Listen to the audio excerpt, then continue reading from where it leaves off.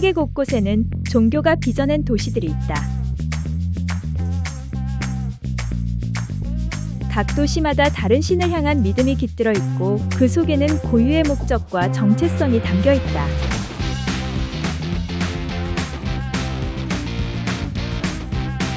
그 믿음이 만들어낸 도시는 과연 어떤 모습일까? 오늘은 인류의 역사를 움직여온 세계 주요 종교 도시들을 살펴보며 그 안에 담긴 의미와 목적을 함께 들여다보자.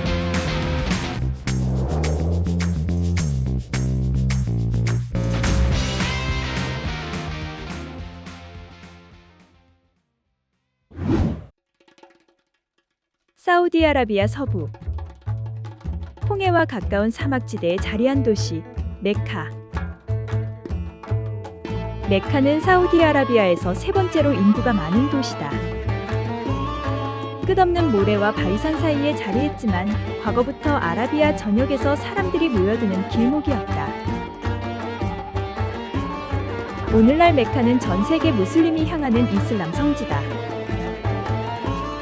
그러나 처음부터 이슬람의 도시는 아니었다. 그 시작은 무엇이었을까? 메카의 중심에는 카바라는 검은 건물이 있다. 이것이 바로 메카의 중심이다. 무슬림 전승에 따르면 카바는 아브라함과 그의 아들 이스마엘이 세운 유일신의 집이었다. 그러나 이슬람이 등장하기 전 카바는 아라비아 부족들이 저마다의 신을 모시는 다신교 성소였다. 무려 360개의 신상이 있었다고 전해진다. 모든 부족이 각자의 신을 가져와 함께 모셔두었기 때문에 카바는 누구도 침범할 수 없는 중립지대가 되었다. 전쟁이 금지된 이곳은 곧 교역의 중심지가 되었고 메카는 아라비아의 번영한 상업도시로 성장했다. 이후 570년 이 메카에서 무함마드가 태어났고 고아로 자라 상인의 길을 걷던 그는 40살 무렵 신의 계시를 받았다고 전했다. 무함마드는 신은 오직 하나 알라뿐이다라고 주장했다. 다신교의 신들을 모시던 도시에서 무함마드는 철저한 유일신 신앙을 요구한 것이다. 그는 메카에서 쫓겨났지만 다시 돌아와서 카바 안의 우상들을 모두 파괴했고 그때부터 메카는 다신교의 도시에서 유일신의 성지로 새롭게 태어났다. 무슬림이라면 지켜야 하는 이슬람의 5대 의무가 있다. 신은 오직 알라 하나뿐이며 무함마드는 그의 사도다라는 믿음을 고백하는 신앙 고백. 하루 5번 메카를 향해 기도하는 예배.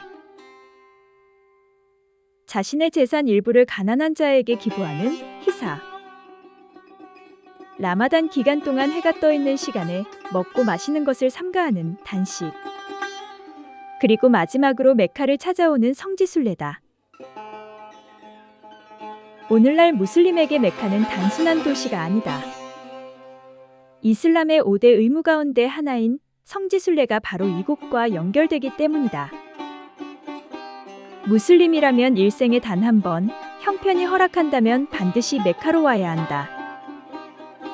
순례자들은 모두 같은 흰옷을 입고 부와 신분을 내려놓는다. 모두가 평등한 인간으로 돌아와 중심에 있는 카바를 7번 돌고 자비의 산에서 기도하며 그동안의 죄를 용서받고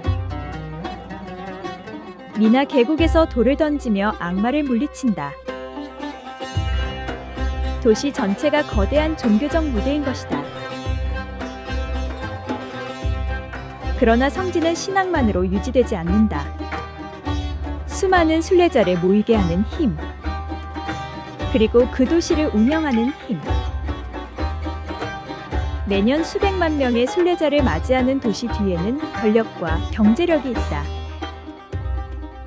메카의 성스러움은 신앙과 권력이 얽혀 만들어지고 있는 듯하다.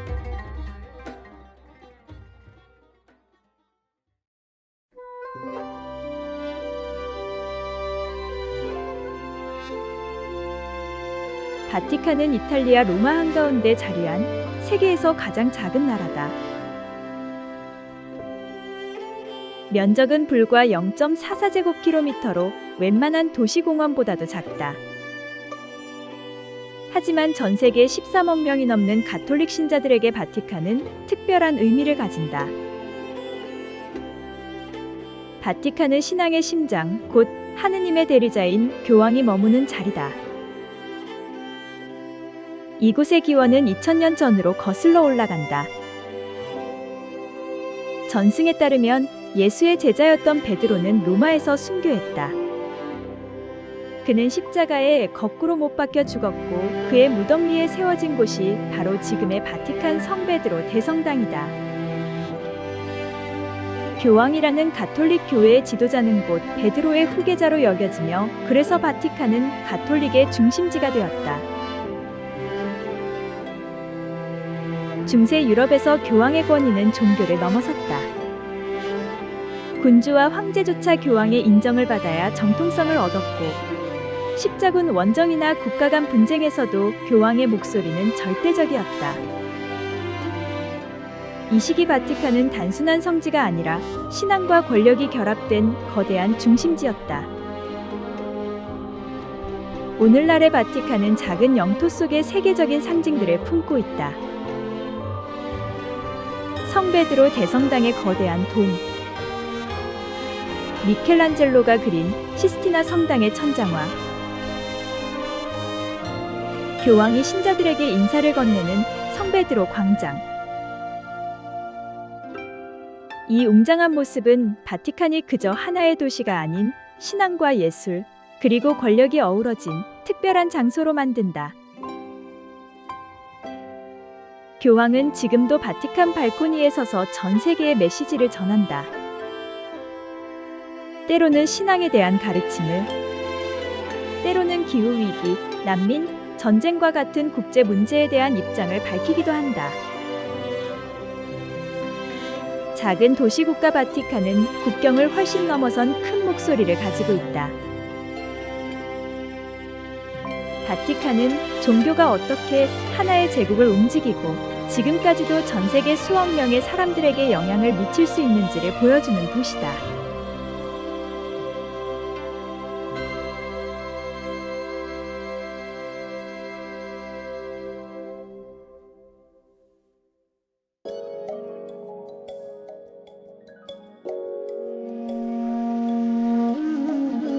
인도의 북부 겐지스 강변에 자리한 도시 바라나시. 인도인들은 이곳을 3000년 넘게 이어져 온 세계에서 가장 오래된 도시 중 하나로 여긴다. 그러나 그저 오래된 도시이기 때문이 아니라 힌두교 신앙의 핵심을 품은 곳이기에 바라나시는 힌두교인들에게 특별하다. 힌두교에서 겐지스 강은 보통의 평범한 강이 아니다. 겐지스 강이 여신 그 자체라고 생각하며 모든 생명을 정화하는 신성한 물로 여겨진다. 수많은 힌두교인들은 일생에 한 번은 바라나시를 찾아 강에 몸을 담그고 목욕을 한다. 이 의식은 단순히 몸을 씻는 것이 아니라 죄를 정화하고 새로운 삶을 시작한다는 의미를 지닌다. 하지만 더 강력한 의미는 죽음과 연결되어 있다. 힌두교 신앙에 따르면 바라나시에서 죽고 이곳에서 화장되어 겐지스 강에 재가 뿌려지면 윤회의 굴레에서 벗어나 해탈에 이를 수 있다고 믿는다. 그래서 바라나시의 가트라고 불리는 계단식 강변에는 언제나 불길이 타오른다. 장작더미 위에서 사람의 몸이 타고 곧바로 강으로 흘러들어간다. 그러나 다른 한쪽에서는 아이들이 강물에 뛰어들고 어른들은 기도와 명상을 이어간다. 바라나시는 이렇게 삶과 죽음이 동시에 존재하는 도시다. 이곳에는 수많은 사두, 즉 힌두교 수행자들도 모인다. 머리를 삭발하거나 기이한 모습으로 몸을 장식한 이들은 세속을 떠나 신과 하나 되기를 바란다. 바라나시는 종교가 삶 전체를 어떻게 규정하는지 보여준다. 출생, 성장, 죽음까지 모두 강과 신앙 안에서 이루어지는 도시. 그래서 바라나시는 힌두교의 세계관을 가장 극적으로 드러내는 곳이라 할 수 있다.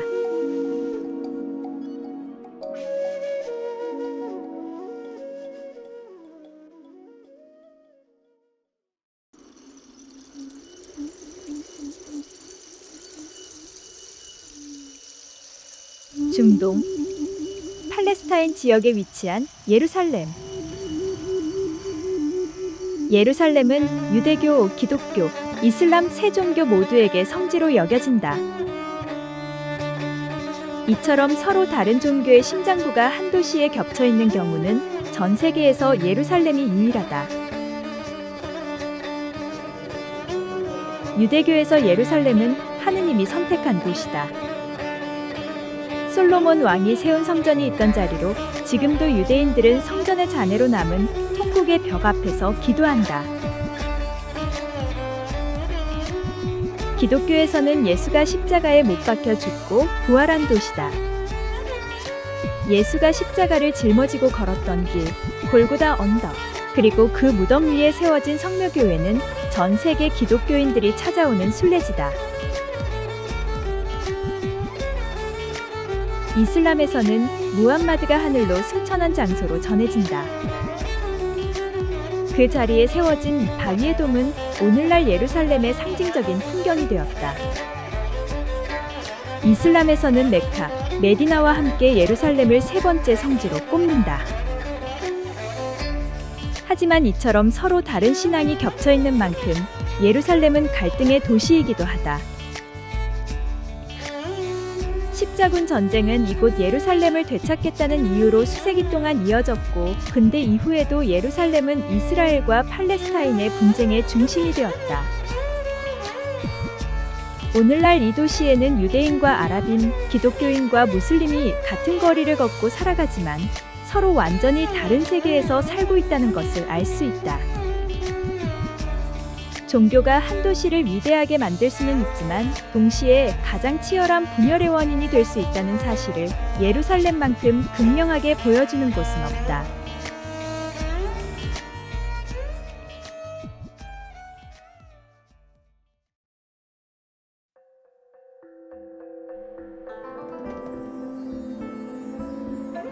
티베트 고원 한가운데 해발 3,600m가 넘는 고지대에 자리한 도시 라싸. 척박한 자연 환경 속에서도 라싸는 수세기 동안 티베트 불교의 정신적 중심지였다.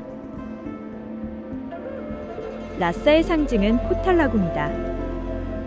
거대한 산비탈에 세워진 이 궁전은 티베트 불교에서 큰 의미가 있다. 과거 티베트 불교의 지도자 달라이라마가 머물던 곳으로 정치와 종교가 결합된 티베트 사회의 심장부였다. 궁전의 흰 벽과 붉은 정각은 티베트 불교의 위엄을 드러내며 지금도 수많은 순례자와 관광객을 끌어모은다.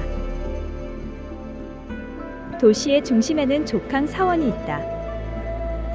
이곳에는 전승에 따라 인도로부터 전해진 소중한 불상이 모셔져 있으며 매일같이 순례자들이 사원을 향해 발길을 옮긴다. 순례자들은 오체투지라는 독특한 예배 행위를 통해 신앙을 드러낸다. 오체투지는 이마, 두 손, 두 무릎, 총 몸의 5군데를 땅에 대는 것으로 자신을 완전히 낮추고 부처와 진리에 귀의한다는 의미가 있다. 이렇게 온몸을 바닥에 엎드렸다가 일어서며 수킬로미터를 이동하기도 한다. 라싸의 거리는 이런 순례자들의 행렬로 끊임없이 이어진다. 오늘날 라싸는 중국의 통치 아래 변화를 겪고 있다. 그러나 여전히 많은 티베트 불교인들에게 라싸는 영혼의 고향이자 신앙의 중심으로 남아있다. 도시는 변했지만 그곳을 향한 사람들의 믿음은 여전히 이어지고 있다. 라싸는 오직 종교의 성지만이 아니었다. 달라이라마를 정점으로 하는 통치체제는 종교와 정치가 구분되지 않는 형태였다. 그래서 라싸는 신앙의 중심이면서 동시에 권력의 수도이기도 했다.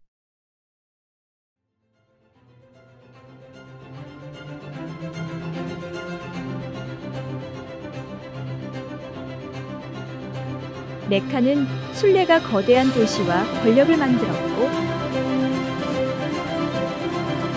바티칸은 교황의 권위가 도시를 나라로 만들어 세계에 영향력을 끼쳤다. 바라나시는 강과 죽음의 믿음이 도시를 성지로 만들어 삶과 죽음을 둘러싼 질서를 굳혔고, 예루살렘은 겹겹이 쌓인 기억이 도시를 신성하게 만들어 전쟁의 불씨가 되었다. 낫사는 종교가 곧 정치가 되어 도시 전체를 지배했다. 종교는 늘 사람들의 신앙을 모으는 힘이었지만 동시에 권력을 조직하고 유지하는 힘이기도 했다. 그렇다면 우리는 종교가 만든 도시에 살고 있는 걸까? 아니면 권력이 만든 도시에 살고 있는 걸까?